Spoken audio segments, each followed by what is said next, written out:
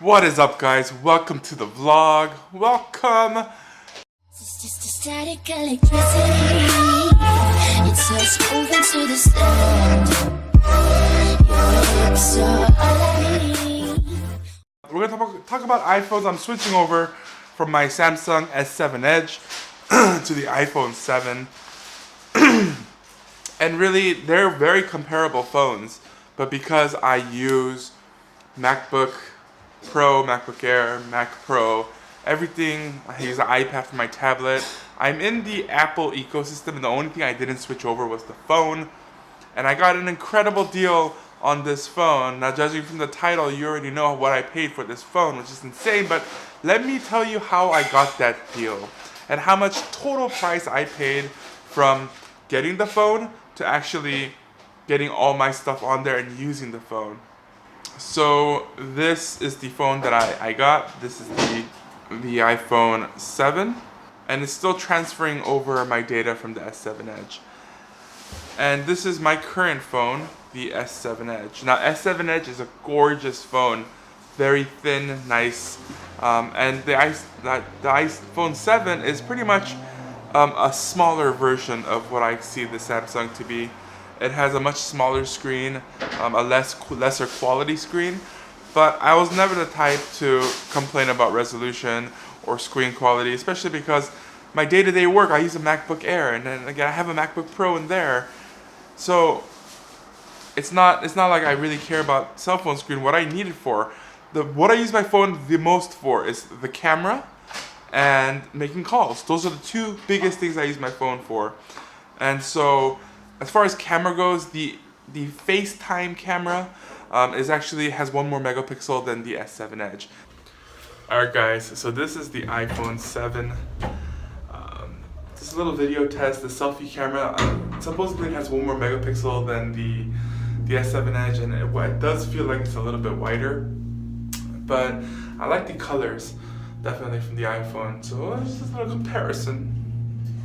So that gives it a little bit to the Edge. As far as everything else, 12 megapixel front camera, everything else is pretty much the same, along the lines of that. So it has a little bit of edge on the front facing camera, and that's why I chose the iPhone 7. But the biggest reason why I'm switching from Android to Apple iOS is simply because I want to be in that ecosystem. Now, what I do a lot of, and I don't just use the camera function for like videos, but what I do is I do a lot of, like at work or in general, I snap a picture to kind of remind me of something or to use it as a reference.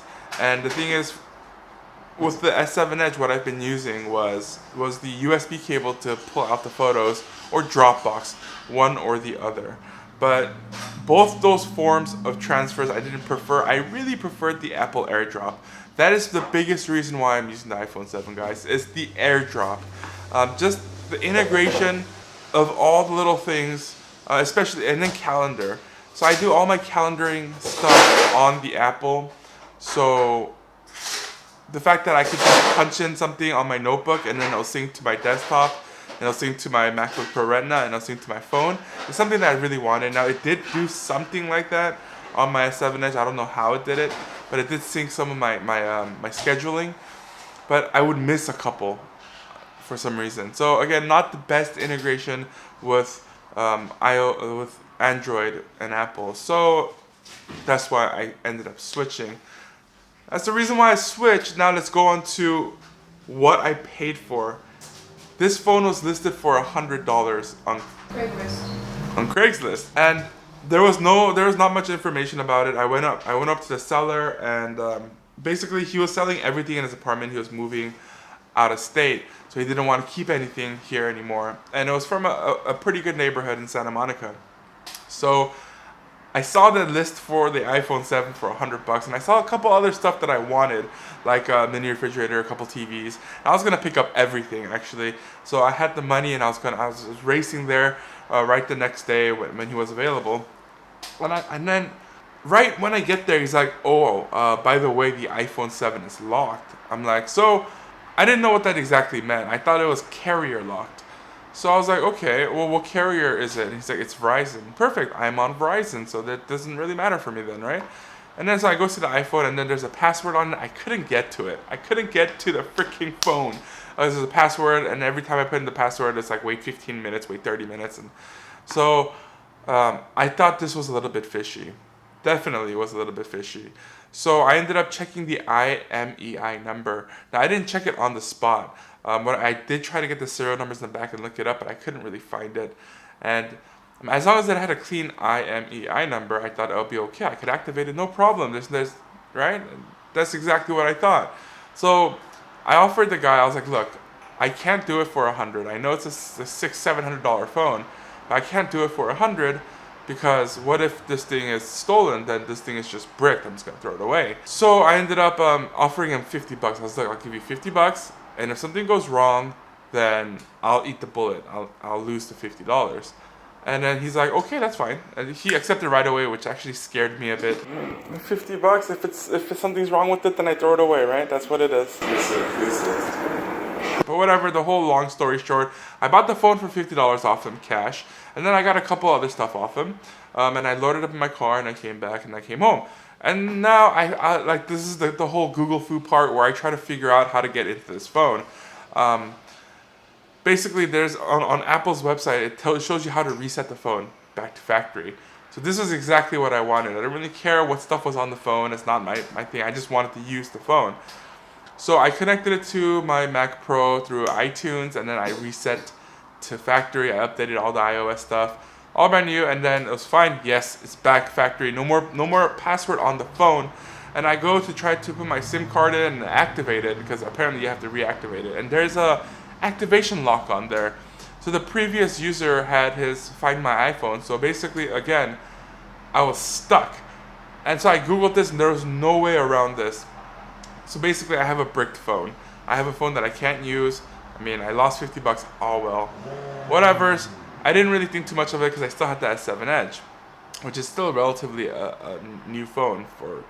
I know there's an S9 Plus now, but you know, as far as phones go, it's only been like a year or two.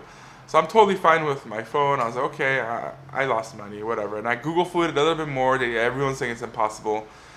And then so I went on Craigslist, Amazon, eBay, everywhere I could find, and there was a service, an unlocking service. Now, as long as the IMEI number was clean and the phone wasn't reported stolen, nothing was wrong with it, they claimed that they can try to unlock it.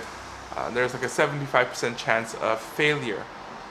So I was like, okay, the service, there was a couple services, they all go for like 50 to 250. That's the price range I saw. So I would not pay $250 to unlock a phone. That's just dumb. But the $54 service, basically I was looking at it and I saw all the reviews. All the reviews are great. And I was like, how can this be? And he said, as long as the phone's not stolen, the IMEI number is fine, and you could prove that you actually bought it, which I bought it. That he could try to unlock it for me. So whatever. And I was like, how do I pay you? It's like, don't pay me until after I unlock it. I want you to be satisfied, type of thing, right? So I'm like, oh, this is awesome. All right. So I gave him my IMEI number. I gave him all the information he needed. And then 3 days later, it took about 3 days. 2 days? 2 days. 2 to 3 days later, I get a message from him saying, your phone is unlocked. You go ahead and pay for the service and enjoy the phone. I'm like, no freaking way. And then so I actually checked. And yes, as a matter of fact, it is unlocked.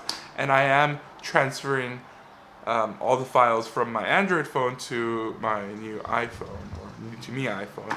And this iPhone is pretty much in brand new condition. The guy that sold it to me, basically he said he only used it for 3 months, and he got it from a friend, and that friend was the one that had the lock on it. He forgot the password or something like that. I don't know. He gave me the runaround. I was kind of worried, but now I'm like, ooh, I'm relieved. So that is how I got this iPhone for $50. Total cost was $104. Either way, I came out with a steal because this phone is going from, like I said, like $650 to $700 right now if you want to buy it. I'm pretty sure you could Craigslist it or eBay it or Amazon it for much cheaper. But I mean, like the going price, like it's been selling for anywhere from $600 to $700. So I really came up here, and that's the story I want to share with you guys. And this is kind of proof of what is actually happening. I actually have these two phones activating. Now I could already tell right off the bat that the S7-inch screen is so much cleaner, and it's much brighter and all that. But like I said, I never cared about the screen. And with the iPhone 7, you lose the headphone jack, which is, I think, the stupidest thing Apple could have done. But I'm okay with that because I don't use the headphone jack. So, okay. So all check boxes clicked off, and that is how I got the iPhone 7 for $50, guys. So make sure you guys, if you guys are looking for a deal like the one I got, then just keep searching. You know, never give up the search. And one time or another, you're gonna come around to find something, a really good deal. And when that really good deal pops up, snatch it. You know, that's kind of how life is, right? Opportunity, there's opportunities. It's up to you to go grab it. And so that is what I want to get out to you in this video, in this very long talking video. But I felt that this was a pretty good video to get out because this was like a 4 or 5 day process where I got the phone, I had to figure it out, I had to get it unlocked, and now I'm at the activation. Starting from today, I will be fully Apple world fanboy, whatever you call it. I'm not a fanboy, but that is kind of where I'm at. Yeah, guys. And then when you buy a phone offhand, make sure that all the numbers are clean, meaning it wasn't reported stolen, it wasn't reported lost. If it was reported stolen or lost, you're done for. That iPhone is not worth buying, not even at $50, not even at $25, in my opinion. But again, I heard there are services where you could actually switch carriers and you could get around that. That's not something that I wanted to do. I have to stick with Verizon, obviously. And thank God for the SIM card, because these SIM cards are pretty much interchangeable. So hopefully, I'm not sure how my contacts and everything will flow over, but I do have Verizon Cloud. Hopefully, Verizon Cloud will work on the iPhone. Either way, this move to iOS transfer system is transferring over my contacts, so that might be good. I don't know. No matter the case, that is a fantastic deal. I'm very much happy. Alright guys, that is the vlog. Thank you for watching. I hope you guys have a great day, great night, great whenever you're watching this. And remember, live well, laugh more.